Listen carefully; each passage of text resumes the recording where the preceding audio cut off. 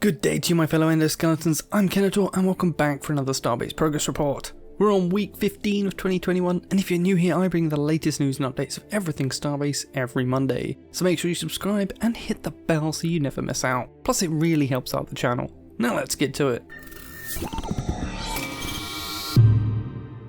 This week Closed Alpha was quite a mixed bag, with the new material scanner being added into the game and a big change to the mining backpack which can now store ore. This will definitely help with repairing ships in the field. But the devs also managed to break missiles and torpedoes to the point where they don't even fly straight, and then ran a missile and torpedo event on top of that. Also of note was that stations finally got their station access page, in what will be hopefully the first of many new improvements coming to stations. On the player side of things, it seems my moon trip and map have kicked off a new wave of pilgrimages to the moons, with both Panzer Swine from my very own K-bot making it to a moon that he named Zast, and Subaru from Epic Corporation making it to the double moon, naming them Seal and Cassini. These are some great names, and it's good to see people taking naming seriously and avoiding memeish names. I've also updated my moon map with these new landings as well. This leaves just 2 moons unvisited, with many people currently en route and racing to get there first, for which I'm sure we'll have the results next week. Now let's dive into the Lowry quotes. Our first quote contains some stats, but first let's look at some general closed alpha stats for some context.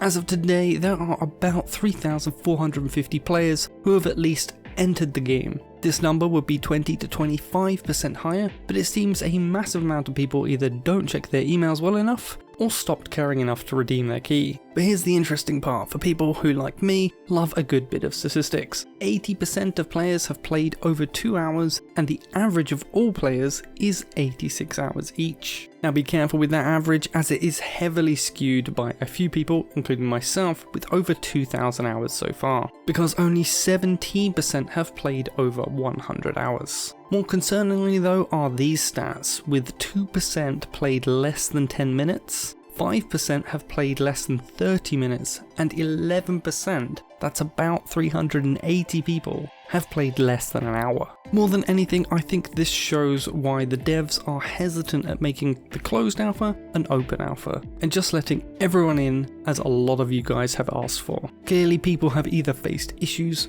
bugs, or a lack of tutorials and information to keep playing. This is a pretty bad impression left on a significant percentage of players. Larry tells us that these stats actually get worse when a game is released, and people pay for the game. But let's be real here, fellow gamers. How many games do you have in your pile of shame that you've never played? Our next quote should set your mind at ease if you're a solo or very small group player. Solo or nomad play is fully supported and has always been the plan. Solo players are in the universe, so they contribute to everyone's experience by trying not to be found. And it's pretty much fine. When asked about what sort of points of interest there will be, Lara responds with very large points of interest will be there, like gas clouds, areas of the moon, etc. And these will be hotspots for PvP, and other PvP hotspots are structures of factions who want ownership over these natural hotspots. Larry jokes that Starbase could be a civilization building game, and there would be too much resources for everyone. Just one thing though, everyone must live in peace.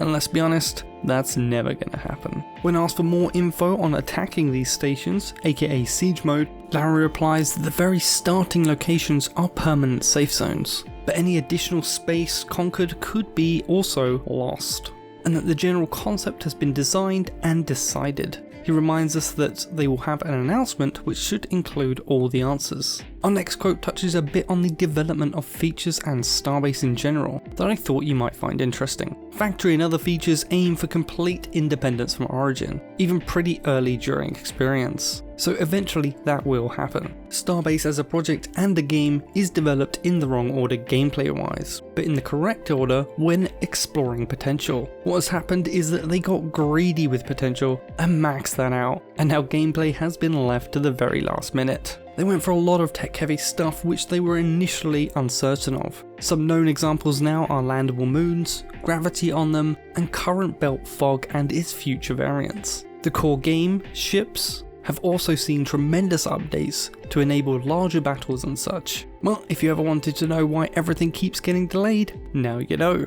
It's so we get a better game in the end. Larry then continues that there's even more large stuff yet to be announced, and he reminds us all again that they will have an announcement happening at the end of this month. Just how much stuff is in this announcement anyway? Larry says we are over half past this month already. It's not that many days to go, but granted he has a feeling they will be adding a lot of details after the initial stuff, since it's not like it's explained in one feature video. All of this probably has you wondering what actually will be in early access, and more importantly, will it be fun? Well, Larry has an answer to this. He says they are working hard to accomplish this, and it's still a very realistic goal. There's a lot of stuff coming before early access. For current alpha players, this seems like a lot of promises, but they are likely polishing many things very close to early access start. So alpha players in fact will be joining a lot different game than they have been playing the past year. This also includes the new economy and inventory too. With just 6 weeks left until the end of May, it looks like we'll be getting a very big drop of content at some point. This is the only way they're going to be able to get it all in and at least test it a little before going live with early access. So take this with a large pinch of salt on if it gets done in time. Larry continues, alpha is a tech demo after all, at least when comparing to early access. In development readiness, early access is still an alpha stage, but much further than current alpha. When asked if this means we won't be seeing the new inventory system till early access, Larry responds hopefully before that, it's progressing nicely at least. A single solution solving everything does include a bit of irony, but he's mainly serious with it. He knows a lot of people will be disappointed since it's a major thing affecting everything and thus won't 100% align to anyone's wishes. So how many other features are in the works to make early access a reality? Well, Larry says in current work in progress roadmap, there are 33 items worth mentioning which are planned to be completed at early access launch. So those 33 will be similar as major features listed in patch notes. What will the final number be? We'll see soon. Public roadmap is planned for this month too, so soon we should know. But don't expect it this week. Larry says it's definitely during the last days of the month. They are still doing follow-ups on how reliable the roadmap is. They have been doing a roadmap internally since November, and Larry says that it hasn't been fully reliable all the time. It's looking pretty risky from my point of view for everything to be hanging in the air this close to launch. With many features that might not even see closed alpha testing, we will be in for a rocky launch in Starbase, unless the stars finally align for us all. Let me know what you think about these latest statements from Larry in the comments below, and be sure to look out for extra videos from myself next week as soon as the roadmap does drop. Now don't go anywhere and let's dive into the progress report. The main design features worked on last week were: mining backpack fixes have been tested.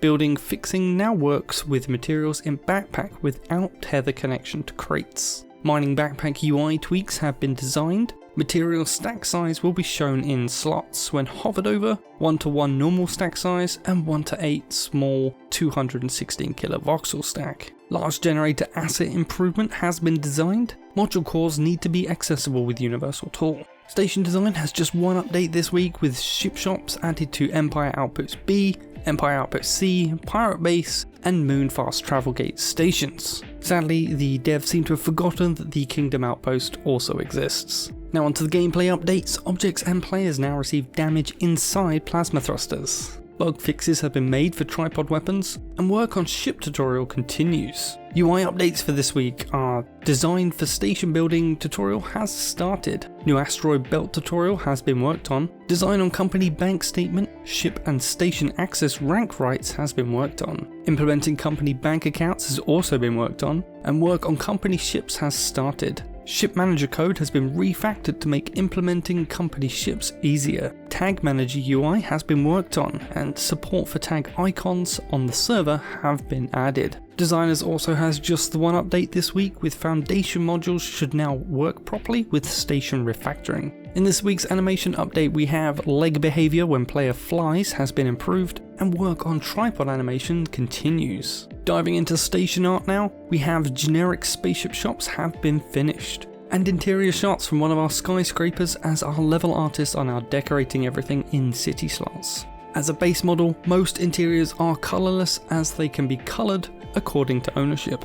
And lastly, we have a lot of other updates this week, with floating lamps and their holders on lot designers modules have been fixed. Work on solid version of pipes and cables that can transfer resources and data continues. A snapping error with the ship diagnostic scanner has been fixed. Should now snap correctly from the sides with the sockets as well. The Exorium tank LODs have been added to the assets. Icon has been added for launcher mount small turntable, and VFX work continues with updates to the anti-gel rifle shoot, projectile hit and reload VFX have been made, and updates to the whiplash shoot, projectile hit, reload VFX have been made as well. New reload effect for whiplash has been added, and work on the tripod autocannon VFX has continued. Various large component assets have been added to the game, which are still conceptual in design terms, but are intended for bigger ships. A pipe duct set for alternative ways to declutter big piles of pipe or cable has been added. This set will go into the grooves of the beams and is work in progress and not yet implemented. And a scope model for tripod attachment has been worked on. This would be used for many optical needs that a heavy weapon would require, such as magnification. There's no feature video this week, but don't forget, if you do get into closed alpha, or already are, be sure to send any funny or awesome clips and recordings my way for a chance to be featured on the channel. Feel free to contact me via Discord or come jump on my Discord server, which is also home to my faction, the K-Bots, should you be looking for one to join. As always, please smash that like button, share this video with your friends and faction, leave a comment with any questions you want answers to, and I'll see you in the next one. Kenetor, out.